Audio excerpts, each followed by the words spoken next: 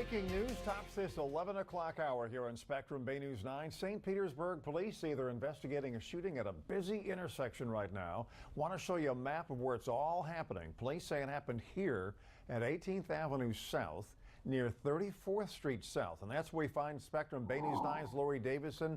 She just got to the scene a little while ago. And Lori, we know it's very early in the investigation here. What have you found out so far?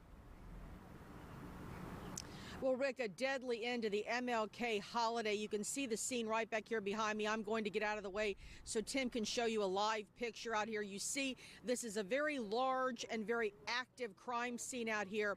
What we are being told is that there was a crowd of about 100 people that were gathered out here. Some type of gathering was going on in the street, and then some kind of disturbance occurred and shots were fired. We have now confirmed 2 people are dead and 1 person has non-life-threatening injuries. There is a blue car out here. There are a lot of bullet holes in that car, so it looks like that car was shot at. There's also just a lot of evidence markers out here, a lot of crime scene tape. This is located actually between 2 gas stations out here in a very busy section of 34th Street South near 18th Avenue South. This whole block here has been closed off while they are out here investigating.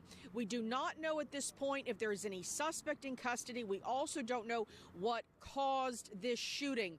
Again, 2 people are dead. Another person was taken to the hospital with non-life-threatening injuries. Police are expecting to be out here for the next several hours investigating, but that is what we know at this point in time. Reporting live in St. Petersburg, Lori Davison, Spectrum Bay News 9. Lori, thank you. Of course, we're going to continue to follow this story, and we're going to have more for you on your morning news right here on Spectrum Bay News 9. Happening tonight, we have learned that hundreds of acceptance emails from USF St. Petersburg were sent out by mistake. The University of South Florida St. Pete confirmed to Spectrum Bay News 9 that 430 acceptance emails were sent on Saturday due to human error. The university released a statement late tonight. It says, as educators, we understand the disappointment and distress such a mistake can cause. We apologize to all of the affected students and their families. USF St. Pete says they're reaching out to every student who received the email.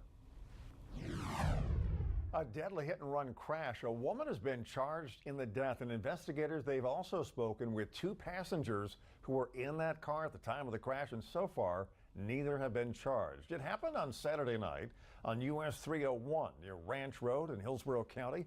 Spectrum Bay News 9's Jason Lanning has more on the investigation. On a dark and desolate stretch of US 301 in northern Hillsborough County, a missing persons case ended in tragedy Saturday night. The body of 73-year-old Gary Gogolowski, a Marine veteran and retired law enforcement, found after a stunning admission by a woman taken into custody under Baker Act. 24-year-old Kelsey Shegg was arrested at a disturbance in Zephyr Hills. Police say she was drunk and high and told officers she had just hit a man with her car.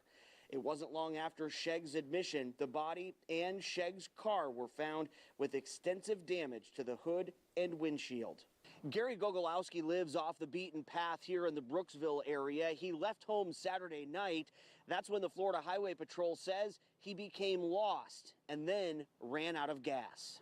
Neighbor Jeremy McGann says he searched for Gogolowski into southern Pasco County Saturday night after his wife reported him missing.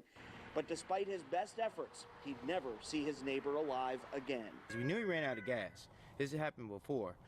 So we turned around, just, called his wife, said we couldn't find him. Next, we had called 3 in the morning, he's gotten hit. In Hillsborough County, Jason Lanning, Spectrum, Bay News 9. New tonight, a house fire in Hillsborough County. Fire crews at the scene in Seffner tell us that smoke and fire could be seen coming from this home on Mobile Villa Drive. Nobody was in the home at the time, and fire officials say nobody was injured, and they're still looking into what started the fire. 1 person sent to the hospital overnight in Clearwater. Their apartment on South Martin Luther King Avenue caught fire. Investigators say they're still trying to figure out what caused the fire. New this evening, an 18-wheeler carrying sod overturns on an Interstate 275 exit ramp, shutting it down until crews could clean up the dirt and the grass. Check it out. This is what it looked like at I-275 getting onto Roosevelt Boulevard this afternoon. Heavy equipment was called in to clean up the sod. State troopers say the trailer's tires were worn and unsafe, causing that crash, and they say that speed was also a factor, and the driver was ticketed. Several lawsuits challenging Florida election laws have now been pulled. Those lawsuits were filed by several Democratic groups after November's elections resulted in those mandatory recounts for 3 races. During the recount, former U.S. Senator Bill Nelson, the Democratic Senatorial Campaign Committee, and the Democratic National Committee challenged the rules being used to count the ballots. Well, a federal judge refused to grant a preliminary ruling in several of the lawsuits, but actual court cases continued even after the recount was over. Now, federal court filings show that Democrats withdrew 2 of the remaining lawsuits. Today was not a day off, but a day on for parade goers. St. Petersburg hosts the area's largest and longest running MLK Day parade, and as Spectrum Bay News 9's Trevor Pettiford explains, there were some changes in this year's parade event to make it more family friendly. The people, the pageantry, and the promise of equality kicked off this year's MLK Day parade in St. Petersburg. It's enough to make organizers ready to call this holiday a success. Hey, people having a good time, so absolutely. I think it's a good parade. Last year, there was some controversy about what some called a hardline approach to how police were policing the parade.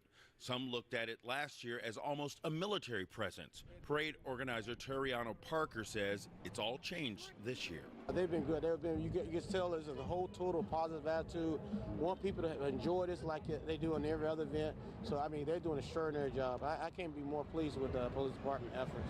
Those efforts didn't fall short for Rosalind Walter and her entire family. She says the change in police protection is very noticeable and very welcomed.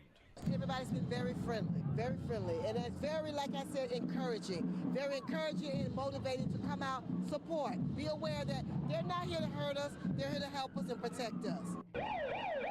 And with beads, candy, and kids in abundance, parade goers of all ages are making the most of it. Really enjoy the parade? Yes. What do you enjoy most about it? Candy. The candy? You get any candy yet? Let me see the candy that you got. You ate it already? No, I saved it. In St. Petersburg, Trevor Pettiford, Spectrum Bay News 9. And organizers say that more than 150 units made up this year's parade.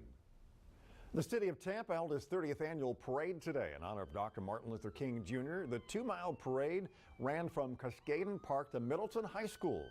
There were groups and floats from all over the Bay Area, even bands visiting from as far away as Kingston, Jamaica. This day means empowerment, it means equality, justice, and we are here to support that process for the city of Tampa and for the people that are here. And we want to make sure that we are promoting positivity in our community. The parade capped a week-long celebration that included a black tie gala, a 5K race, and a battle of the bands. President Donald Trump and Vice President Mike Pence made an unannounced visit to the National Memorial honoring Martin Luther King Jr. The president laid a wreath at the foot of the memorial on the National Mall before returning to his motorcade. A tornado hit Tyndall Air Force Base in Florida's Panhandle. It's the same base that received significant damage from Hurricane Michael. The storm hit over the weekend, causing damage to a few buildings and vehicles. Officials on scene are calling the damage minor and say it will not impact the base's efforts to rebuild after Hurricane Michael.